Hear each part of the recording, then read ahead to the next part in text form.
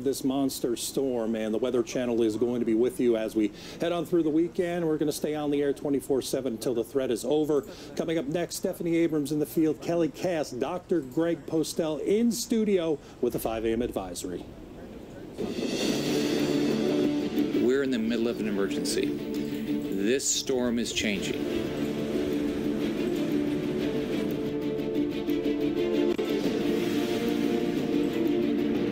Remain under a mandatory evacuation.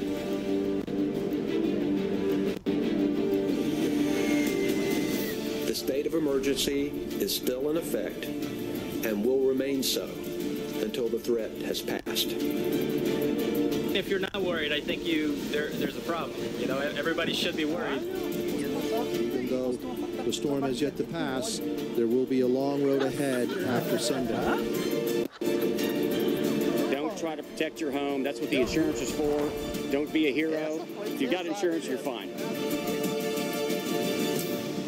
Good morning to you and welcome into the Weather Channel. 24 hours from now is when we are going to see Irma very close to the Florida coast here and getting close to making a landfall. So far, 5.6 million Floridians evacuated. Florida is the nation's third largest state, 21 million people in all. So basically a quarter of the population did evacuate. It is the biggest evacuation in our country's history on record, only second to Rita's evacuation, 3.7 million people. Now, the shelters are open. Do you need to find a shelter? redcross.org if you do need to find a shelter. If you're not going to evacuate, you need to find a shelter. By the way, Governor Rick Scott is actually asking for nurses in their special needs help shelters. He's asking for 1,000 volunteers. If you can volunteer, if you're able, if you're willing to, it's on his Twitter. There's a big long website that you can go to talk about volunteering there. Now, right now, we are waiting for the 5 a.m. advisory to come in. Sometimes this happens. Sometimes it's a little bit later for them to get it into us. But the second it comes out, we will certainly show it to you. We do have hurricane warnings here. 23 million people under hurricane warnings. All right, we just got the new advisory in. We're going to go to Dr. Greg Postel. Dr. Postel, I'm guessing things have come down a bit since it made that landfall in Cuba. Just a little bit, Steph. Down to 155 miles per hour. It's still extremely dangerous. Category 4 Hurricane Irma now scraping the coast of Cuba, and it's going to continue on that motion for probably the next 8 to 12 hours at least, and that probably will hold the intensity in check. Maybe weaken it a little bit, but it's going to get back over the Florida Straits in very warm water eventually and probably have an opportunity to strengthen over the next couple of days again. So this is what we've got to watch, Steph. This is sort of the cone. We'll see if indeed they've shifted that, but definitely the west coast of Florida now is in the crosshair. Steph, back to you.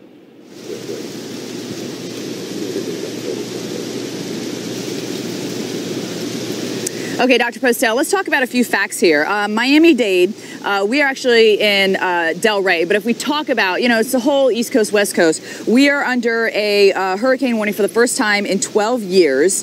This thing was a Category 5. It's still a Category 5. A Category 5 means the winds are 157 miles an hour. When it comes off of Cuba and it hits the Florida Straits, that's the water between Florida and Cuba. It's very warm. This thing could crank. And of course, being in the Keys is the absolute worst place to be. That is ground zero for this storm. So you have to watch out for significant flooding there and significant winds as well. It doesn't mean we're out of it on the East Coast just because it's going on the West Coast.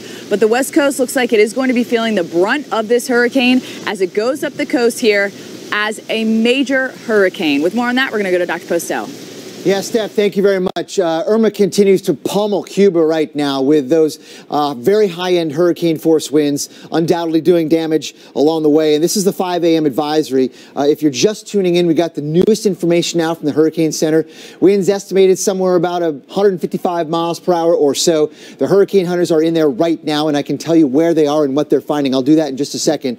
But the idea is that it's an extremely dangerous Category 4 hurricane, borderline on Cat 5. That's the official intensity. Moving west-northwest at a steady clip, basically all along, moving at about 10 to 15 miles per hour. It's moving to 12, pressure 930 millibars. So overall, we're dealing with a very, very dangerous hurricane that is on its way. It's got its sights initially on the Florida Keys. I'll show you some of the tracks for where the center of Hurricane Irma is going to go. Now the models are clustering, right, on an impact, certainly the center crossing parts of the Florida Keys, maybe closer to Key West, and that would be tomorrow morning. tomorrow morning. And then from there, it continues on moving northward. The center does. Of course, the impacts spread far and wide. The hurricane force winds extend outward 60 to 70 miles, certainly on the east side, maybe 30 to 50 miles on the west side. So all of Florida will likely see at least hurricane force wind gusts during the day tomorrow. And then overnight tomorrow night, this continues to move on into North Florida and into Georgia and bring with it likely hurricane force wind gusts even as far north as Atlanta, Georgia.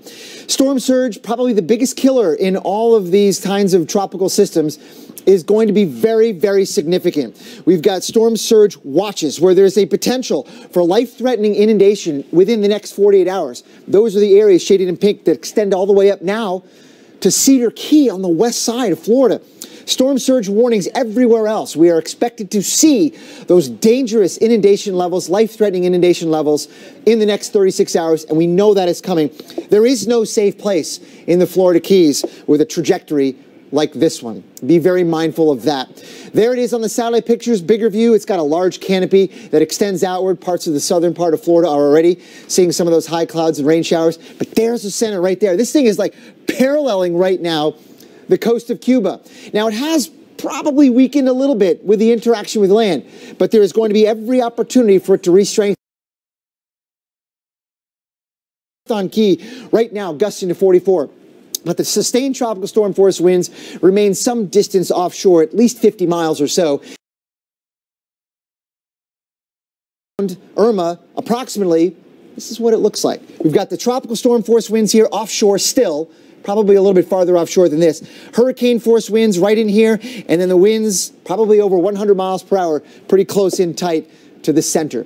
So it's a very large storm. It's got expansion now. From the last couple of days, it's gotten bigger in scope. So the territory that's covered by these tropical storm force winds now is a lot bigger than it was even 1 day ago.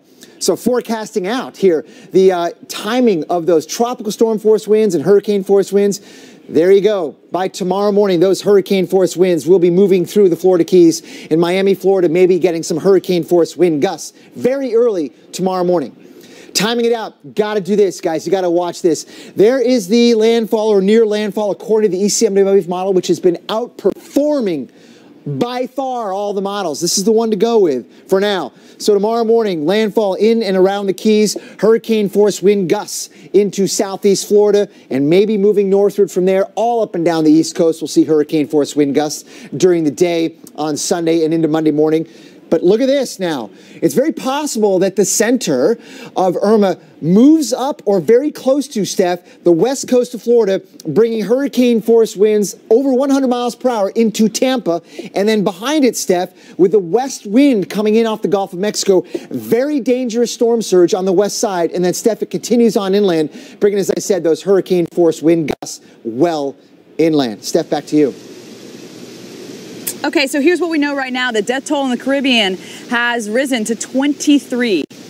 Oh, terrible there. Hurricane warnings have been extended into Florida, going as far north as Titusville on the east coast and Clearwater on the west coast. Storm surge warnings in effect for South Florida coast, the Florida Keys, and Tampa Bay. Power outages already reported in Miami, as we are going to see those squall lines start to come in this morning. Now, a lot of cruises have been happening. You know, they come out of Florida, they come out of South Florida. And so those cruise ships are trying to get out ahead of the storm and get out of Florida so that they don't have any damage there. So you can see there's actually a ship tracker. So you can see them all heading away, getting towards the Gulf of Mexico, headed in that direction.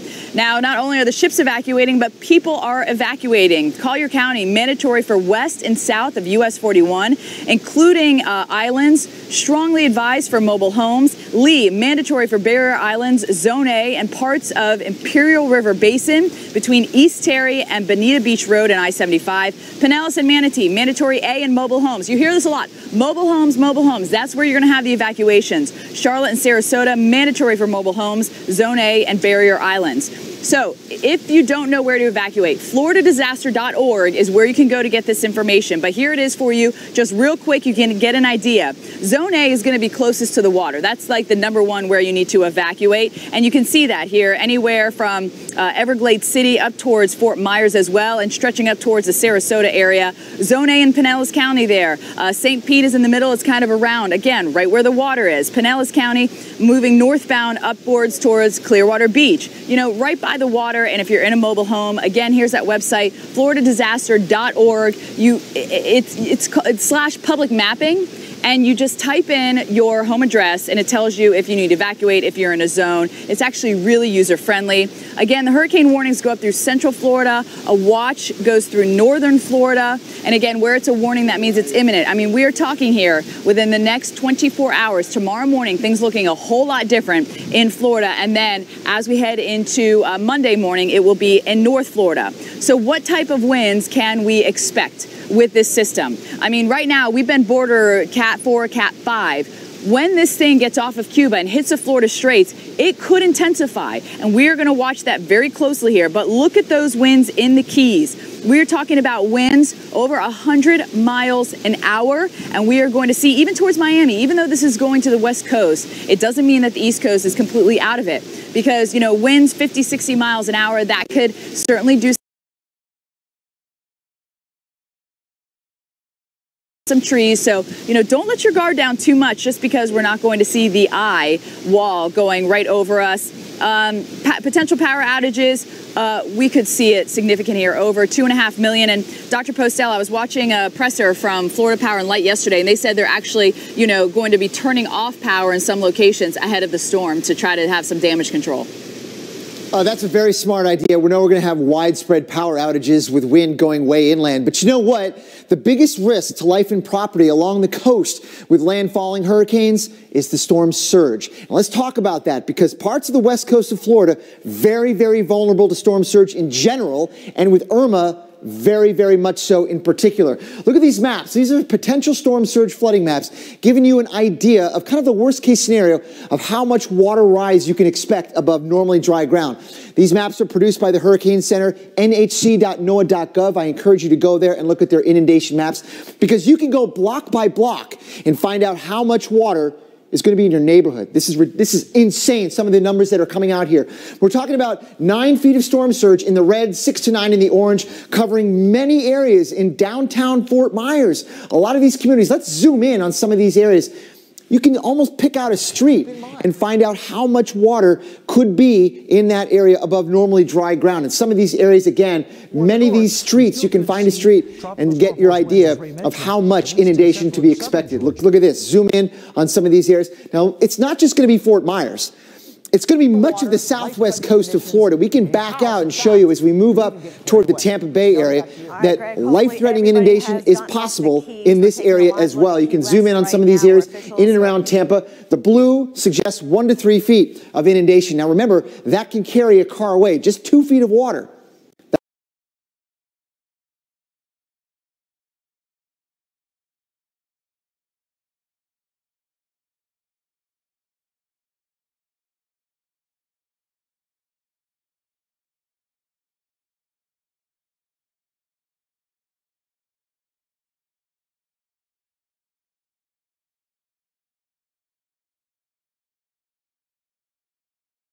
Which is basically a 4 in 10 chance that you'll see tornadoes across this region. That's 40%. So we definitely have the winds coming in from different directions, as with the tropical system. Of course, there's east-northeast winds at the surface, and then aloft, they're coming in from a little bit more from the southeast at about 5,000 feet. So it's that turning of wind with height that we're very concerned about.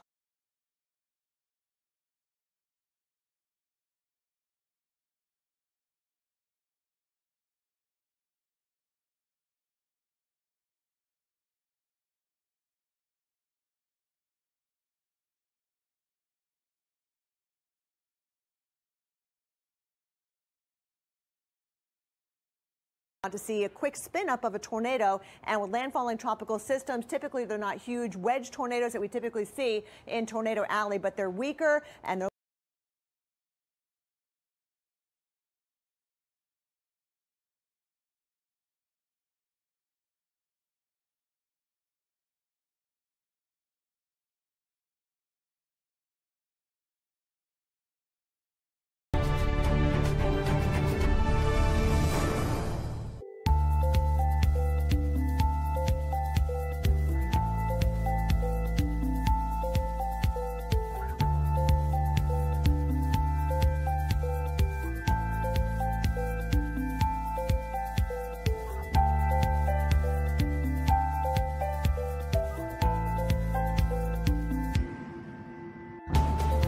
Now a Category 4, still a very...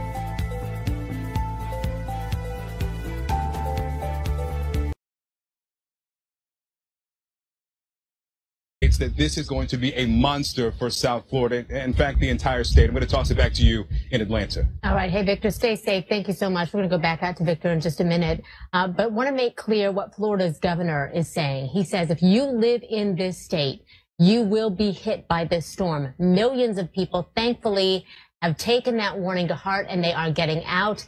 It was a mass exodus from this deadly storm. Here's how one evacuee from Miami described her decision to leave.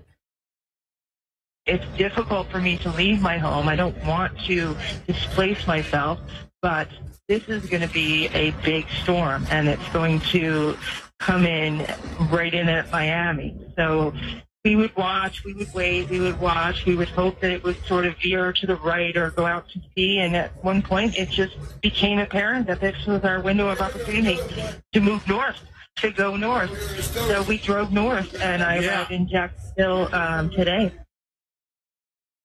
All right, Hurricane Irma, I want to show you what it's doing to Cuba here. I believe we have some pictures coming into us of what is happening there. You see the trees blowing. Patrick Oppman is there. He said it felt like a jet engine as the wind hit him, making landfall on Cuba's northern coast there with 16 to 23-foot waves recorded, and they could get higher as they head to Havana.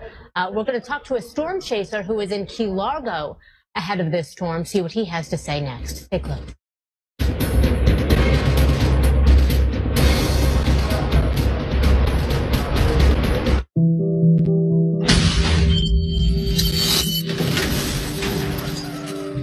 Stay with me, Mr. Parker. When a critical must come to the patient. Stay with me, Mr. Parker. The AT&T network is helping first responders connect with medical teams in near real time. Stay with me, Mr. Parker.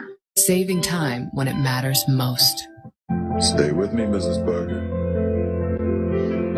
That's the power.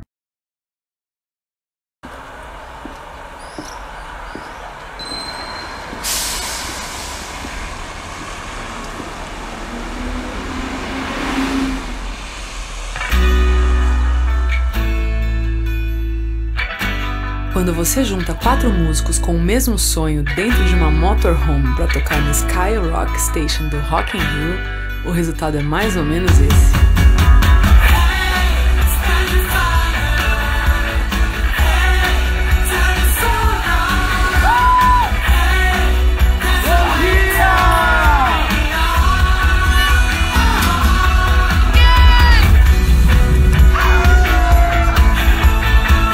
It's only rock and roll, but I like it.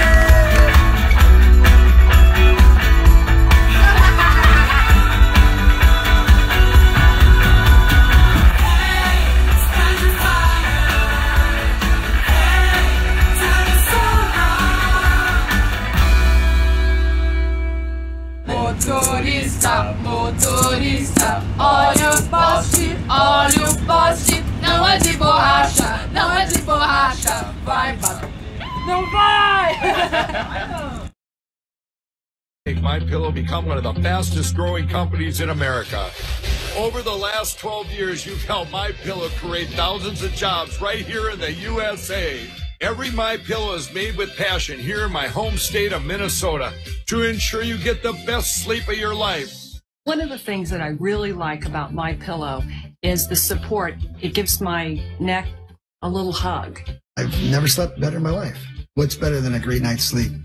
Sleep is one of the most important things to your health, and MyPillow is one of the most important things to your sleep. Call or go to MyPillow.com now, and Mike will give you 2 MyPillow premiums for 1 low price. Use the promo code and you'll also receive free shipping. That's 2 MyPillow premiums for 1 low price. I tried every pillow from expensive down pillows that just went flat to fiber-filled pillows that rebound every time you move your head. I even tried those memory foam pillows, and the curve did not match my neck, and it probably won't match yours. That's why I invented MyPillow. My patented fill adjusts to your exact individual needs and helps keep your neck supported and aligned. When I got MyPillow, I'm asleep almost immediately. Stay asleep at night, and I wake up more well-rested in the morning. MyPillow lasts 10 years, is machine washable and dryable, and comes with a 60-day money-back guarantee. I personally guarantee MyPillow will be the most comfortable pillow you'll ever own or your money back. Call or go to MyPillow.com now, and Mike will give you 2 MyPillow premiums for 1 low price. Use the promo code and you'll also receive free shipping. That's 2 MyPillow premiums for 1 low price. With our 60-day money-back guarantee, you have nothing to lose. Sleep well, America! For the best night's sleep in the whole wide world, visit MyPillow.com.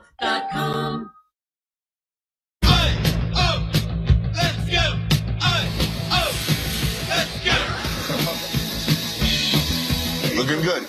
Season 10 of Anthony Bourdain Parts Unknown starts Sunday, October 1st at 9 on CNN. I'm Victor Blackwell live in Miami, continuing CNN's live coverage of Hurricane Irma. Let's now go to Cuba, that is taking the brunt of Hurricane Irma right now, and CNN's Patrick Oppman is there. Patrick, what are you seeing? What are you feeling there? Victor, very strong winds, very strong rain. All night long, it just screamed the wind here. We are actually in a town that is underwater. Thankfully, we're on the second story of a house.